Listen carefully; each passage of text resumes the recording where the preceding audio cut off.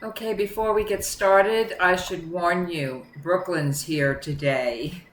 She only comes out when something really bugs me, and this has been bugging me for a long time. I keep asking myself the same question. When did we decide that if someone gets a prescription, they're just supposed to stay on it forever? Think about it. Every year we check your cholesterol, we check your blood pressure, we check your blood sugar, we check your liver enzymes. But if you've been taking the same medication for 5 years, 10 years, 20 years, how often does somebody sit down and ask, what else has this medication been doing to your body? Not whether it's still treating the symptom. I mean, what else is it affecting? Every medication has a purpose, but every medication also affects biology. And biology works in systems. So in this series, we're going to stop looking at medications one prescription at a time and start looking at the body one biological system at a time. And today, we're starting with one of the most commonly prescribed medications in the world, statins. But we're not going to spend much time talking about cholesterol. We're going to talk about something most people never hear about, the body's energy system. This is a little bit of a different way to look at medications. A medication doesn't just affect a symptom, it affects biological systems. Here's the difference between how most people think about medications and how I think about them.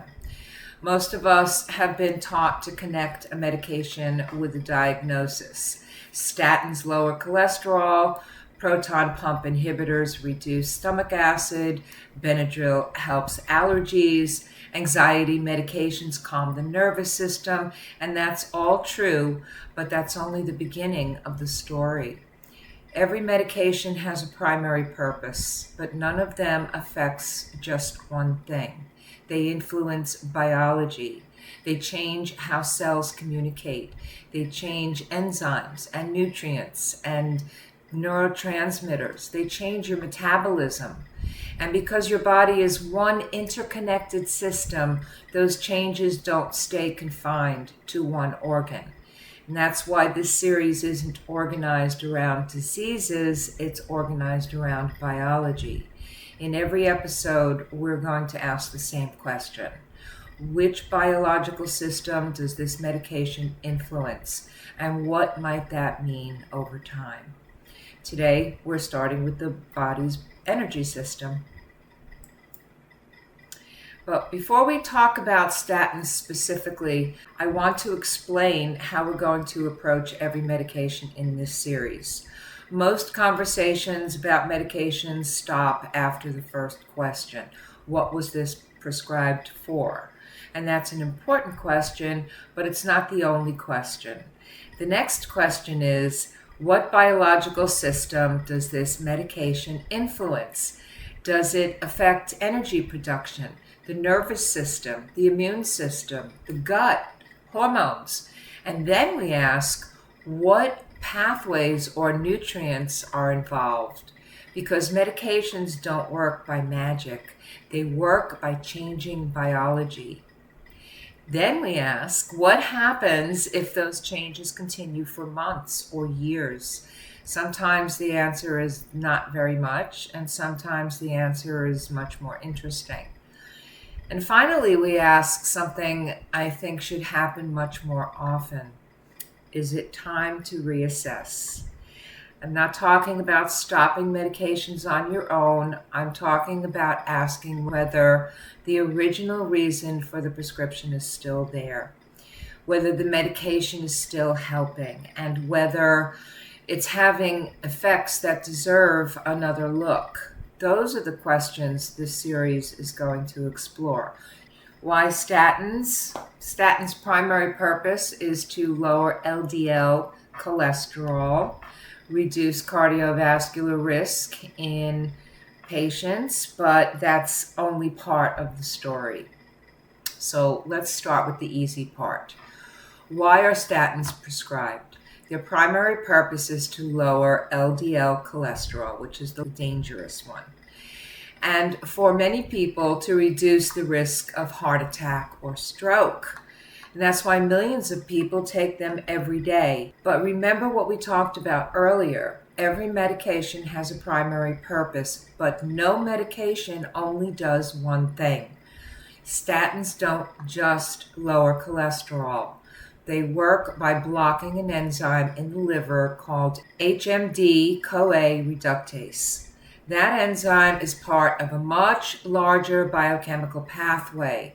And once you change one step in a pathway, you often change other things that pathway produces. And that's where this gets interesting, because cholesterol isn't the only substance that comes from this pathway. Other important compounds are made there too.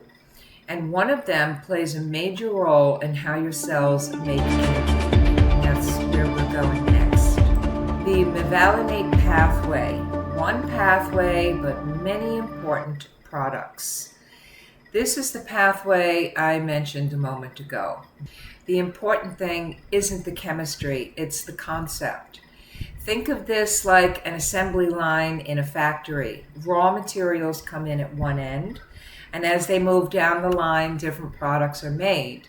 Cholesterol is one of those products. That's the one most people have heard about, but it's not the only product. This same pathway also helps produce CoQ10, or coenzyme Q10, which is involved in cellular energy production. Dolichols, which help cells make and process protein, and prenylated proteins, which are important for cell signaling and communication. So when statins slow this pathway to reduce cholesterol production, they're also influencing a pathway that creates several other substances the body uses. That doesn't automatically mean everyone taking a statin will have problems, but it does mean that when we look at statins biologically, we shouldn't focus on cholesterol alone. We should ask what else might change when this pathway slows down. And that's the next question we're going to follow. CoQ10 is the cell's energy helper. It helps mitochondria produce ATP, or adenosine triphosphate, which is used by nearly every cell in the body. The highest concentrations are in the heart, muscles, brain, liver, and kidneys. And CoQ10 is essential for mitochondrial energy production. Every heartbeat, every muscle contraction, every nerve impulse, every thought, every cell repairing itself, all of it depends on energy. Your body is making ATP every second of every day. And think of CoQ10 as one of the workers on the assembly line inside the mitochondria. It helps move electrons through the electron transport chain so ATP can be produced efficiently. Without enough CoQ10, that process may become less efficient. Some tissues notice that more than others. The heart, your skeletal muscles, your brain, those organs have enormous energy demands, and they're working constantly, so they rely heavily on healthy mitochondria and an adequate supply of CoQ10. Now, this doesn't mean everyone taking the statin will become CoQ10 deficient or develop symptoms, but what it does mean is that we've identified a very reasonable biological question. If a medication slows a pathway that also produces CoQ10, what effect might that have on tissues with the highest energy demands? Now let's connect the biology to what people may actually experience. Remember, your muscles, your heart, and your brain have some of the highest energy demands in the entire body. They're working constantly. If ATP production becomes less efficient, those tissues may notice first. That's one reason researchers have been interested in CoQ10 and statin therapy for many years. Some studies have found that statins can reduce circulating CoQ10 levels, and there's ongoing research into whether this contributes to muscle-related symptoms in some people. Muscle aches, weakness, fatigue, reduced exercise tolerance. Those are some of the symptoms that have been investigated. But here's something important. Not everyone taking the statin develops these symptoms, but a lot of people do. Biology is never that simple. Genetics, age, nutritional status, other medications, overall health, all of these can influence how someone responds. And that's why I don't look at a medication in isolation. I look at the person sitting in front of me. The real question isn't, can statins affect CoQ10? The evidence suggests they can and do. But the better question is this person's particular biology showing signs that energy production deserves a closer look? That's the systems biology approach. So the question isn't simply, does this medication work? It's also, what else should we be paying attention to? And this is really the heart of this entire series. I'm not asking whether statins lower cholesterol. We already know they do. I'm asking a different question. What else should we be paying attention to? If someone tells me they're developing muscle pain, or they're more fatigued than they used to be, or they're struggling to exercise the way they once could, I don't immediately assume I know the answer. I start asking questions. Could it be related to the medication? Could it be something else? Could nutrition be playing a role?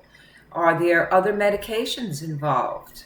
Is there an underlying condition we haven't identified yet? It's about looking at the whole picture instead of assuming every symptom has a single cause. Sometimes the medication has nothing to do with it. Sometimes it may be one piece of the puzzle. And sometimes it's the combination of several factors that creates the problem. The goal isn't to blame medications. The goal is to ask better questions, because better questions usually lead to better decisions. And that's exactly what we're trying to do. We're trying to look beyond the prescription. So when is it time to reassess? And maybe you're asking, why am I still taking this medication at this point? Is the original reason still present? Are the benefits still outweighing the risks? Could this medication now be contributing to new symptoms? Is it time to discuss deprescribing? So now we come to the question that started this entire series. If medications can influence biological systems beyond the symptom they were prescribed to treat, when do we go back and ask whether they're still needed? Because here's what I've noticed. People often get started on a medication and then life just keeps moving. 1 year becomes 5, 5 becomes 10, 10 becomes 20, and somewhere along the way we stop asking questions. We keep refilling prescriptions, but we don't always reassess them. Deprescribing doesn't mean throwing away your medications. It doesn't mean deciding on your own to stop taking something. Deprescribing is the thoughtful process of asking, is this medication still serving this person today? Has the original problem changed? Has the person's biology changed? Have new symptoms appeared that deserve another look?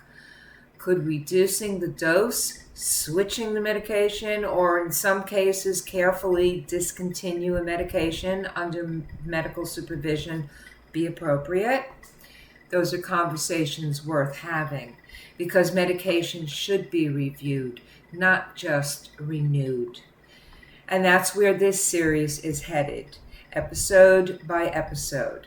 We're going to look at commonly prescribed medications, understand the biology behind them, and explore when it might be time to ask the next question. Is it time to start the conversation about deprescribing? This series has just begun.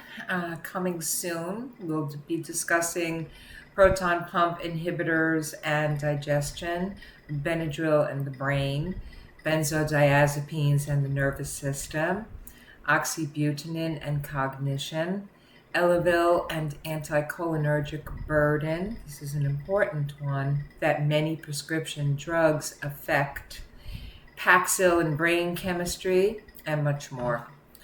So today we looked at statins through the lens of systems biology. We didn't ask whether statins lower cholesterol. We asked, what else does this medication do? That's the question we're going to keep asking throughout this series. We'll explore medications that affect digestion in the brain and the nervous system, and medications that may contribute to changes we often assume are simply a part of getting older. If you remember nothing else from today's video, I hope you remember this. Medications should be reviewed, not just renewed. Deprescribing isn't about being anti-medication. It's about recognizing that people change, biology changes, health changes, and the medications that made sense 10 years ago may deserve another look today. Sometimes the answer will be, yes, this is exactly the right medication. And sometimes the answer may be, let's reduce the dose. Sometimes it may be, there's a better option now. And sometimes it may be time to carefully discontinue a medication under the guidance of the healthcare professional managing your care. The important thing is that the conversation happens, because the goal isn't simply to prescribe wisely, it's also to know when it's time to reassess. And that's what thoughtful deprescribing is all about. And that's exactly what we'll be exploring throughout the Beyond the Prescription series. So if this perspective resonates with you, I'd love to have you join me. Please subscribe, and if there's a medication you'd like me to explore in a future episode, leave it in the comments. I'll see you in the next episode. Remember, ask better questions, understand your biology, review, don't just renew. Bye for now.